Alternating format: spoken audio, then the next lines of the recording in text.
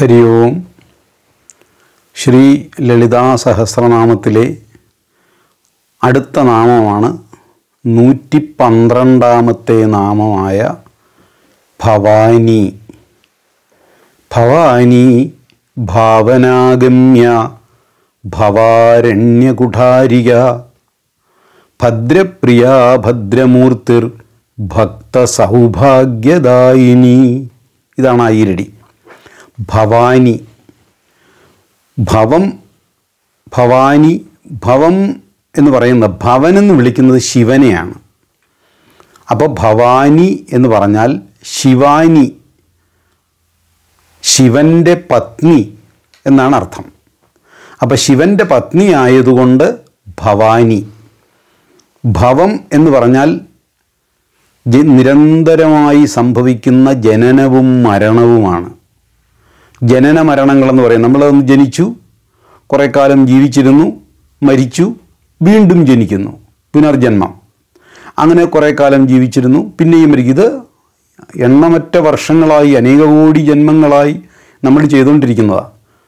അതുകൊണ്ട് ഈ അനേക കോടി ജന്മങ്ങളായി ചെയ്തുകൊണ്ടിരിക്കുന്നത് കൊണ്ട് ഇതിനെ കടലിനോട് ഉപമിക്കും.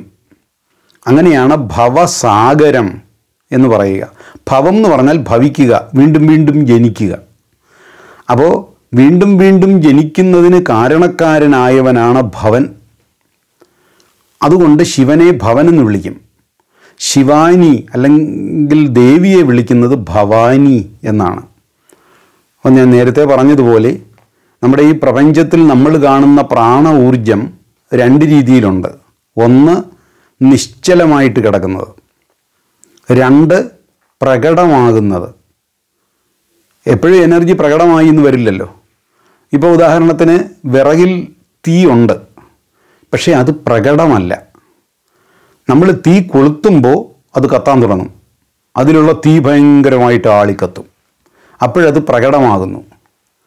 അപ്പോൾ പ്രകടമാകുന്ന ഊർജവും പ്രകടമാകാതെ ഉറങ്ങിക്കിടക്കുന്ന ഊർജവും, അങ്ങനെ രണ്ട് തരത്തിലുള്ള പ്രാണ ഊർജങ്ങളാണ് പ്രപഞ്ചത്തിൽ ഉള്ളത്. അപ്പോൾ പ്രകടമാകുന്ന ഊർജത്തെ ഭവാനി അല്ലെങ്കിൽ ശിവാനി എന്ന് വിളിക്കും. പ്രകടമല്ലാത്ത ഊർജത്തെ ഭവൻ അല്ലെങ്കിൽ ശിവൻ എന്നും വിളിക്കും. ഇതുകൊണ്ടാണ് നമ്മൾ അർദ്ധനാരീശ്വരൻ എന്നൊരു ആശയം വരാനിടയായത്. അർദ്ധനാരീശ്വരൻ എന്ന് പറഞ്ഞാൽ പകുതി ശിവനും പകുതി ദേവിയുമാണ്. ഒന്നുകൂടെ വ്യക്തമായിട്ട് പറഞ്ഞാൽ ഉറങ്ങുന്ന ഊർജവും ഉണർന്ന് പ്രകടമാകുന്ന ഊർജവും. വാസ്തവത്തിൽ ഇത് രണ്ടും ഒന്നാണ്. പക്ഷേ ഒന്ന് ഉറങ്ങിക്കിടക്കുന്ന അവസ്ഥ, ഒന്ന് പ്രകടമാകുന്ന അവസ്ഥ, അത്രയേ ഉള്ളൂ വ്യത്യാസം. അതുകൊണ്ടാണ് ഋഷീശ്വരന്മാർ ഇത് രണ്ടും ഒന്ന് തന്നെയാണ്, പക്ഷേ ഒന്ന് ശക്തിയും ഒന്ന് ശിവനുമാണ് എന്ന് പറയുന്നത് അതുകൊണ്ടാണ്. ഒന്ന് പ്രകടമാണ്, ഒന്ന് പ്രകടമല്ല, ഇത്രയേ ഉള്ളൂ. പിന്നെ ഭവൻ എന്നുള്ളതിന് ശിവന് മംഗളം, ശിവം എന്ന് പറഞ്ഞാൽ മംഗളം എന്നൊരർത്ഥമുണ്ട്. മംഗളകാരി, മംഗളത്തെ ചെയ്യുന്നവൾ എന്നും ഒരർത്ഥം ആചാര്യന്മാർ പറയാറുണ്ട്. ഭവാനി. അടുത്തത് ഭാവനാഗമ്യ. ഭാവനാഗമ്യ, ഇതിന് രണ്ടർത്ഥമുണ്ട്. രണ്ടർത്ഥത്തിൽ അത് ആചാര്യന്മാരെടുക്കാറുണ്ട്. ഭാവനാഗമ്യ, ഭാവനയ്ക്ക് അഗമ്യയായവൾ, ഭാവന കൊണ്ട് എത്തിപ്പെടാൻ പറ്റാത്തവൾ. അഗമ്യ എന്ന് വെച്ചാൽ ഗമിക്കാൻ വയ്യാത്ത. അപ്പോൾ ഭാവന കൊണ്ട്, ഭാവന എന്ന് പറഞ്ഞാൽ നമ്മുടെ മനസ്സിൻ്റെ ചിന്തകളാണ്. ചിന്തകൾ കൊണ്ട് നമുക്ക് ഭാവന ചെയ്യാൻ പറ്റാത്തവൾ. ദേവിയെക്കുറിച്ച് നമുക്ക് ഭാവന ചെയ്യാനോ ചിന്തിക്കാനോ ഒന്നും പറ്റുകയില്ല. നമ്മൾ എന്തൊക്കെ വിചാരിക്കുന്നു, സൃഷ്ടിക്കുന്നു, രക്ഷിക്കുന്നു, സംഹരിക്കുന്നു എന്നൊക്കെ വിചാരിച്ചാലും ദേവിയുടെ സ്വരൂപത്തിൻ്റെ ഒരംശം പോലും ആകുന്നില്ല. അപ്പോൾ ഭാവന, ചിന്തകൾ, ഐഡിയ, ആശയങ്ങൾ, ഭാവന, സങ്കല്പം. അപ്പോൾ ഭാവനയ്ക്ക് അഗമ്യയായവൾ, പ്രാപിക്കാനാവാത്തവൾ, നമ്മുടെ ചിന്തകൾ കൊണ്ട് പ്രാപിക്കാനാവാത്തവളായതുകൊണ്ടാണ് ദേവിയെ ഭാവന അഗമ്യ എന്ന് വിളിക്കുന്നത്. അതേസമയം നേരെ വിപരീതമായ ഒരർത്ഥവും ഈ നാമത്തിനുണ്ട്. ഭാവനാഗമ്യ, ഭാവന കൊണ്ട് ഗമ്യയായവൾ, ഗമിക്കാൻ പറ്റുന്നവൾ. അപ്പോൾ നിങ്ങൾ വിചാരിക്കും ചേട്ടാ ഇത് ഒരേ വാക്കിന് തന്നെ രണ്ടർത്ഥം വരുമ്പോൾ പരസ്പരം വിരുദ്ധമാകില്ലേ? ഇല്ല. ഭാവന കൊണ്ട് അഗമ്യയായവൾ എന്ന് പറഞ്ഞാൽ നമ്മുടെ ചിന്തകൾക്ക് വിധേയമല്ലാത്തവൾ, അഗമ്യ, പ്രാപിക്കാൻ പറ്റാത്ത, നമ്മുടെ ചിന്തകൾ കൊണ്ട് നമുക്ക് ദേവിയെ പ്രാപിക്കാൻ പറ്റില്ല, അതുകൊണ്ട് അവൾ അഗമ്യയാണ്. രണ്ടാമത് ഭാവന എന്ന് പറയുന്നതിന് വേറൊരർത്ഥമുണ്ട്. ധ്യാനം. ധ്യാനത്തിൽ, അതായത് മെഡിറ്റേഷനിൽ നമ്മൾ ദേവിയെക്കുറിച്ച് നിരന്തരം ഭാവന ചെയ്യുക. അതുകൊണ്ട് ധ്യാനം എന്ന അർത്ഥത്തിൽ ഭാവന കൊണ്ട് ഗമ്യയാണ് ദേവി, അതായത് പ്രാപിക്കപ്പെടാവുന്നവളാണ്. ധ്യാനം കൊണ്ട് ദേവിയെ നമുക്ക് പ്രാപിക്കാം. അതേസമയം വെറും ചിന്തകൾ കൊണ്ട് പ്രാപിക്കാൻ പറ്റുകയുമില്ല.